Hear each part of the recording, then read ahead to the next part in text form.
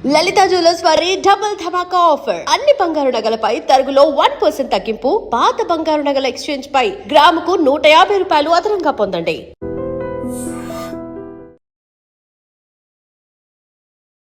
నమస్కారం, welcome to I dream. ధర్మ మార్గం విత్ విజిత కార్యక్రమానికి స్వాగతం.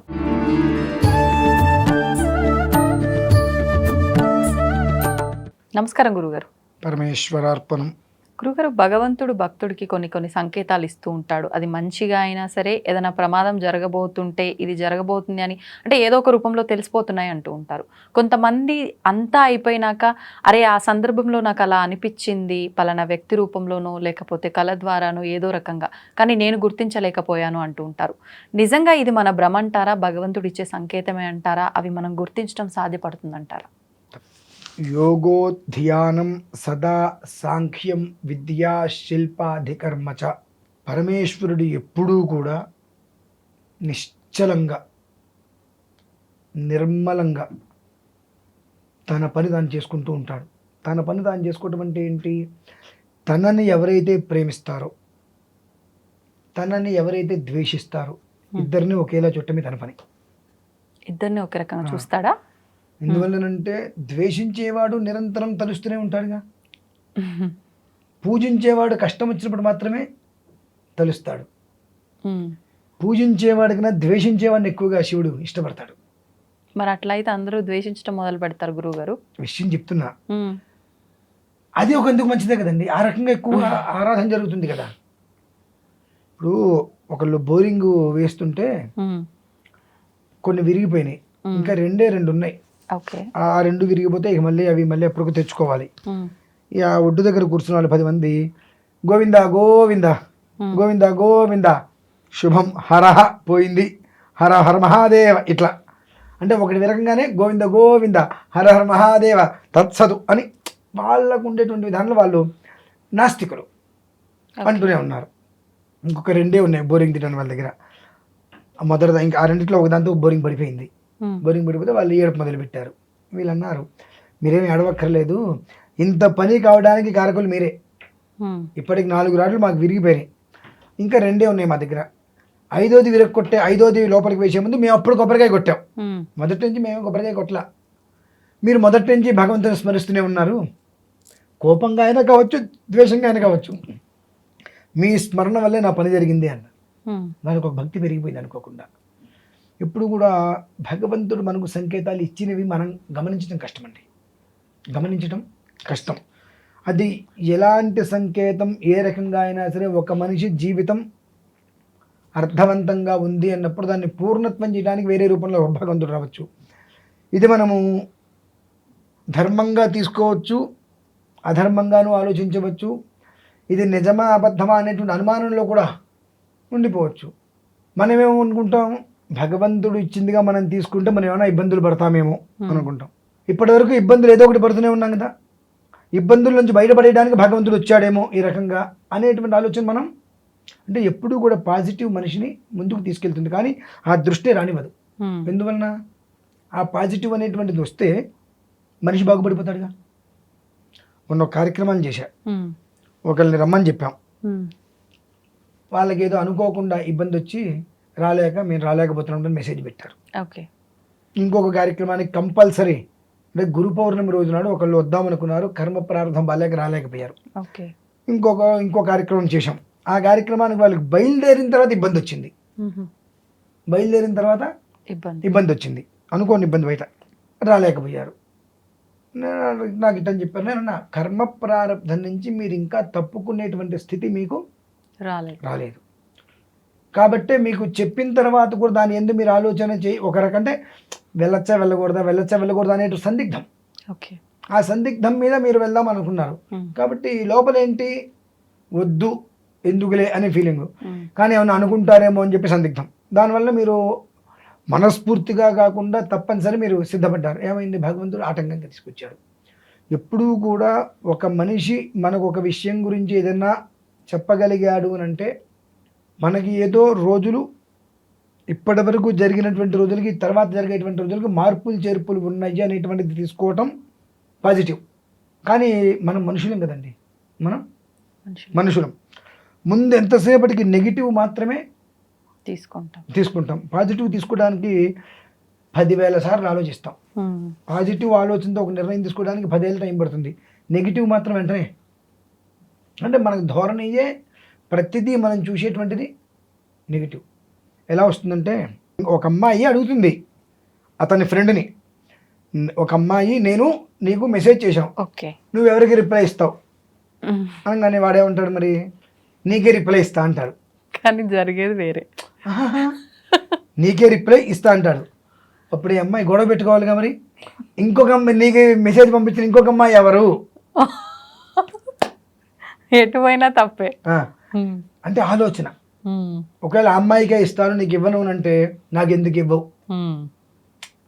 అంటే మనం నెగిటివ్గా చూడాలంటే ప్రతి కోణము మనకు నెగిటివ్గానే కనిపిస్తుంది. పాజిటివ్గా చూడాలనుకుంటే అంటే ఇప్పుడు తల్లి కొడుకులు ఇవాళ రోజుల్లో తల్లి కొడుకులు పక్కకి వెళ్తుంటే ఇద్దరు అక్క తమ్ముళ్ళలాగా అదే వయసులో ఉన్నట్టుగా ఉన్నారు. ఇప్పుడు అనుకునే వాళ్ళు 1,00,000 అనుకుంటారు.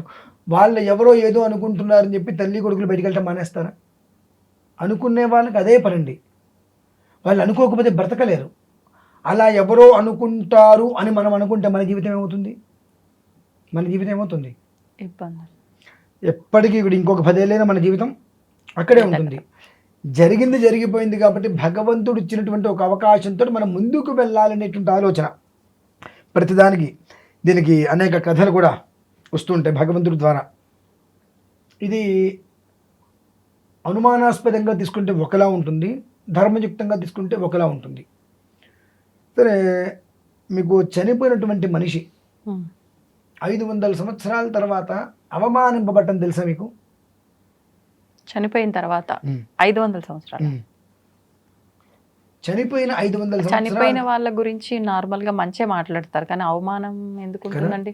ఎలా ఉంటుందంటే, ఒక బ్రాహ్మడు ప్రతిరోజు గంగకి వెళ్ళి జపం చేసుకుంటూ వస్తూ ఉంటాడు. అతనికి భవిష్యత్తు తెలుసు. ఒకరోజు గంగకి వెళ్ళి వస్తుంటే కాలికి ఒక పుర్రె తగులుతుంది. ఆ పుర్రెని తీసుకుని అవతల పారైపోతుంది. దాని మొహం చూస్తాడు ఇట్లా. దాని మీద ఏముంటుంది? ఈ మనిషి చనిపోయినటువంటి 500 సంవత్సరాల తర్వాత ఒక స్త్రీచే అవమానింపబడి మోక్షం పొందుతుంది. రాసి ఉంటుంది. ఆయన ఆశ్చర్యపోతాడు. బ్రతికున్న మనిషికి అవమానం తెలుసు, చనిపోయినటువంటి మనిషికి పుర్రెకి 500 సంవత్సరాల తర్వాత అవమానం పొంది మోక్షం ఎలా చెందుతుంది చూద్దామని చెప్పి దాన్ని తీసుకెళ్ళి ఒక చెట్టు త్వరలో దాస్తాడు. ప్రతిరోజు ఉదయం గంగకి వెళ్ళి సంధ్యావం చేసుకుని వస్తూ దాన్ని చూస్తాడు. ప్రతిరోజు సాయంత్రం అట్లా ప్రతిరోజు చూస్తూ ఉంటాడు. ఈలోపు ఆ పక్క వాళ్ళు ఈ పక్క వాళ్ళు తన భార్యతోటి, మీ ఆయన రోజు ఏదో ఒక చెట్టు త్వరలో చూస్తున్నాడు, ఏం చూస్తున్నాడు తెలియట్లేదు కానీ అని చెప్పి చెప్తుంటే అది దానికి అర్థం కాదు. కొన్ని రోజుల తర్వాత చెట్టు త్వరలో ఏదో ఒక పుర్రె బొమ్మ ఉంది, ఆ పుర్రె బొమ్మ మీ ఆయన కింద అంటే ఇతర పూర్వం అయిన మీ ఆయన మాజీ భార్య అనుకుంటా, లేకపోతే మాజీ ప్రియురాలు చనిపోయింది అనుకుంటా, రోజు దాన్ని చూసి సంతోషపడుతున్నాడని చెప్పి భార్యకి. ఆమె ఏం చేయాలి? అసలు మామూలుగా చెప్పినప్పుడు పట్టించుకోకూడదు, అవన్నీ పట్టించుకోకూడదు. కానీ కొన్ని జరగాలి అంటే కొన్ని తప్పదమ్మా. మోక్షం పొందాలని రాసి ఉన్నప్పుడు దానికి కారణాంతరాలు రావాలి. రాకపోతే దానికి మోక్షం ఎక్కడ వస్తుంది? అంటే ప్రతి దాంట్లో మనం మంచి చెడు రెండు తీసుకోవచ్చు. ఇందులో మనం తీసుకోవచ్చు, ఇందులో మంచి తీసుకోవచ్చు, చెడు తీసుకోవచ్చు. నేను కొన్ని రోజులు ఊరు వెళ్తాడు, ఊరు వెళ్ళి వస్తాడు. వచ్చిన తర్వాత గంగకి వెళ్తాడు. వస్తుంటే పుర్రెలో ఆ త్వరలో పుర్రె కనిపించదు చెట్టు మూల. 2 రోజులు పోతుంది. విచారంగా గుర్తుంటారు. భోజనం చేస్తున్నప్పటికీ కూడా అది ఏమైంది అని ఆలోచిస్తుంటే భార్య ఏంటంటే ఆలోచిస్తున్నారు అని అడుగుతుంది. ఏం లేదనగానే, ఆ చెట్టు త్వరలో దాచిన నా సవితి పుర్ర గురించే కదండి, తలకాయ గురించే కదండి అంటుంది. నీకెట్టా తెలుసు అనగానే, చాలామంది చెప్పారు మీ ఆయన రోజు సంధ్యావందనం చేసుకోవడానికి వెళ్తూ వస్తూ ఆ చెట్టు త్వరలో మీరు పెట్టినటువంటి ఆ పుర్రె బొమ్మ గురించి, ఆ మొహం రోజు మీరు చూస్తుంటారని తెలిసి చెప్పారు. నాకు ఒళ్ళు మండిపోయింది. మీరు ఊరిలో లేని సమయంలో దాన్ని తీసుకొచ్చి వేడి నీళ్లు పురి మీద పూసా, నాకైనా కడుపు మంట చల్లారలేదు. రోట్లో వేసి దంచి ఆ బూడిద మొత్తం పొడి అయిపోయింది తలకాయ అంతా, అది తీసుకెళ్ళి గంగలో పోసా అని చెప్తుంది. అప్పుడు అంటాడు, పిచ్చిమొహమా, దాని నుదుటి మీద ఇలా రాసి ఉంది. ఇప్పుడు నాకు నుదుటి రాత తెలుసుకున్నటువంటి స్థితి ఉందని నీకు తెలుసుగా, తెలిసి కూడా నువ్వు ఎదుటి వాళ్ళు చెప్పిన మాట విన్నావు అని అంటే కొన్ని నువ్వు వినలేదనుకో, దానికి మోక్షం వచ్చేది కాదు. కరెక్టే. నువ్వు వినకపోతే దానికి మోక్షం వచ్చేది కాదు. నువ్వు విని ఆ పని చేయబట్టి దానికి మోక్షం ఏ రకంగా వస్తుందో తెలుసుకోవాలి. నేను ఆ పని చేశాను. నువ్వు ఈ రకంగా నీళ్ళు పోసి అవమానించావు, చెత్తకొట్టి అవమానించావు, తీసుకెళ్ళి గంగలో పోస్తే అది మోక్షం చెందింది. సో అలానే భగవంతుడు మనకు తెలియజేసినప్పుడు దాన్ని నువ్వు ఎలా తీసుకుంటావు అనేటువంటి విషయాన్ని భగవంతుడు చూస్తాడు. ఏదో ఒక మనిషి రూపంలో ఏదో ఒక రకంగా మనం అనుకుంటాం, ఏదో అనుకోకుండా భగవంతుడు లాగా వచ్చి కాపాడాడు, మళ్ళీ చూస్తే అక్కడ కనిపించలేదు ఆ మనిషి మనకు, ఎక్కడో భగవంతుడే దైవం మానవ రూపం గురించి ఇలా వచ్చి మనకు ఉపకారం చేసి వెళ్ళిపోయాడు అని కొన్ని మనం వింటూ ఉంటాం. ఇట్లా అట్లానే మనకు కొన్ని మన పరిస్థితి రీత్యా కూడా ఒక జీవికి మరో జీవికి ముడి ఏర్పరుస్తాడు భగవంతుడు. ఏర్పరిచే సమయంలో నీకు కొన్ని విషయాలు చెప్పినప్పుడు అది మనం నమ్ముతామా నమ్మవా, వింటామా వినమా అనేటువంటి విషయం మన విధానాన్ని అనుసరించే ఉంటుంది. ఇంతకుమించి ఇంకేం జరుగుతుంది? ఇంతకుమించి ఏం జరుగుతుంది? అనుకుని నమ్మితే ఒక రకంగా ఉంటుంది, ఏమైనా జరుగుతుందేమో అనుకొని అట్లా వదిలేస్తే మనం అలానే ఉండిపోతాం. కానీ భగవంతుడిని నమ్మిన వ్యక్తికి మాత్రం స్వప్నంలో కానీ ఏదో ఒక మనిషి రూపంలో కానీ ఆ మనిషి రూపంలో నేను నీకు తోడుగా ఉన్నా అనేటువంటి విషయం తెలియజేస్తారు. మన కర్మ మన కళ్ళు అప్పుడే మూసుకుపోతాయి. ఒక గుడ్డివాడు సామాన్యుడు తెలుసండి మీకు? భగవంతుడు జాలి తెలిసి ఒకడికి, వాడు బాగా చదువుకున్నాడు, డబ్బులకి ఇబ్బంది పడుతున్నాడు కాబట్టి వాడికి ఇంత మూట వేద్దాము ఏంటి, ఆ మూట వేస్తే ఆ మూట తీసుకొని వాడు బాగుపడతాడు అని చెప్పి మూట వేయబోతుంటే వెంటనే ఈశ్వరుడు అన్నట్ట, అతనికి అర్హత లేదు, నువ్వు డబ్బు వేసినా దాన్ని పొందేటువంటి అర్హత అతనికి లేదు కాబట్టి నువ్వు డబ్బు వేయదని చెప్పి అమ్మవారికి చెప్పాడు శివుడు. అయినా అమ్మవారు నన్ను కొలుస్తున్నాడు నా భక్తుడు కాబట్టి నేను ఉపకారం చేస్తా, నీ కర్మ నువ్వు చేయి అన్నాడు. అమ్మవారు అంత డబ్బు మూత అతను వచ్చే రోడ్డు ముందు పడేసి, అదే సమయానికి అతనికి బుద్ధి ఏం పుట్టింది తెలుసా అండి? పాపం కళ్ళు లేని వాళ్ళు చాలామంది ఉంటారు కదా, వాళ్ళు ఇటువంటి రోడ్ల మీద కళ్ళు లేని వాళ్ళు అసలు ఎలా నడుస్తారు అని, కళ్ళు లేని వాళ్ళు ఎలా నడుస్తారో నేను చూడాలి, ఎక్స్పీరియన్స్ చేయాలనుకున్నా. కర్మ అదే, కళ్ళు లేని మనిషి ఎలా నడుస్తాడో ఒకసారి మనం చూద్దాం. ఇంత హడావిడి జనంలో మనకు కళ్ళుంటేనే ఎదురు దెబ్బలు తగులుతున్నాయి, మనకు ఏదో తగులుతున్నాయి, ఇప్పుడు నేను దాని కింద పడిపోయాను, ఇదే రోడ్డు మీద కళ్ళు లేని వాడి పరిస్థితి ఏమిటి అని చెప్పి కళ్ళు మూసుకొని ఇట్లా ఇట్లా ఇట్లా ఇట్లా వెళ్తుంటే ఆ మోటార్ పక్కన నుంచి ఈశ్వరుడు చెప్తాడు వాడికి అర్హత లేదు, నువ్వు వెయ్యొద్దు అని. వాడు ఏం చేశాడు? అమ్మవారు వేసినప్పటికీ కూడా దగ్గరికి వస్తుంటే అందుకునే సమయానికి కళ్ళు మూసుకుని నడిచాడు, ఆ మూట దాటి వెళ్ళిపోయాడు. అదే రోడ్డు నుంచి గుడ్డివాడు కూడా వచ్చాడు, వస్తూ వాడు కాలు తగిలింది, ఇలా పట్టుకుని మూట, వాడికి స్పర్శ జ్ఞానం ఇస్తాడు భగవంతుడు. స్పర్శ ఇదేదో విలువైన వస్తువు అని చెప్పి దాన్ని తీసుకెళ్ళాడు, కళ్ళు బాగు చేయించుకున్నాడు, చక్కగా జీవితాన్ని సుఖంగా ఆనందించాడు. కాబట్టి ఏంటంటే మన దగ్గరికి భగవంతుడు ఏదో ఒక సంకేతంగా ఇచ్చినప్పుడు దాన్ని మనం పుచ్చుకుంటే ఉంది ఆనందం అమోఘంగా ఉంటుందండి.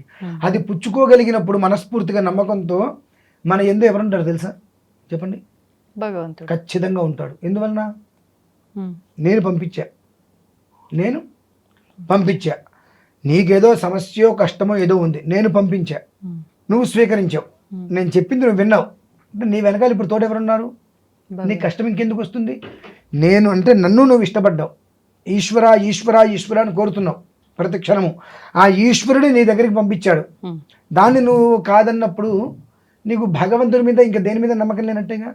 నీ కష్టం తీరడానికి నేను ఒక ప్రయత్నం చేశా, ఆ కష్టం ఎక్కడ తీరుతుందో నువ్వు కళ్ళు మూసుకున్నావు. ఆ సమయంలో నిజంగా కళ్ళు మూసుకున్నాడు, దొరికింది, వాడు కళ్ళు బాగు చేయించుకుని జీవితంలో సుఖంగా లోకాన్ని చూశాడు.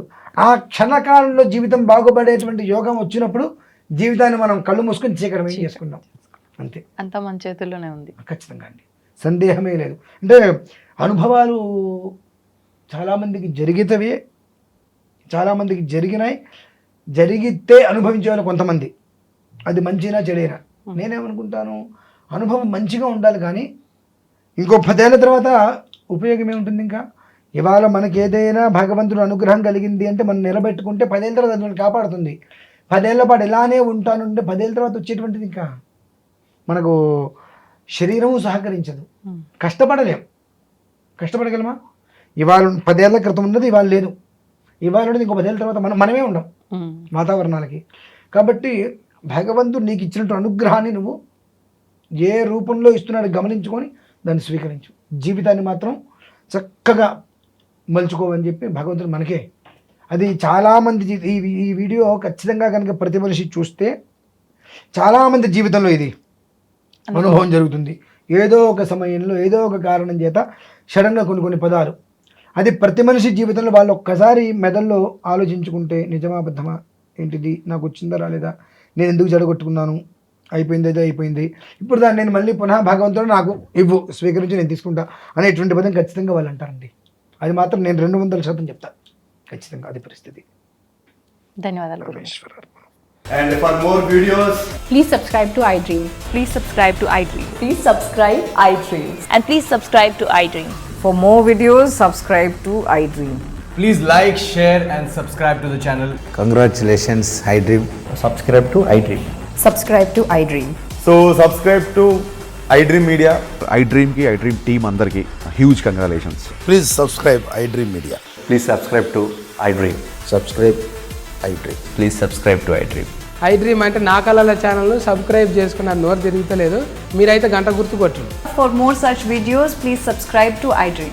Subscribe to iDream. Please subscribe to iDream. Please subscribe iDream Media. Please do subscribe to iDream. Please subscribe to iDream Media. For best entertainment and information, please subscribe iDream. And don't forget to subscribe to iDream.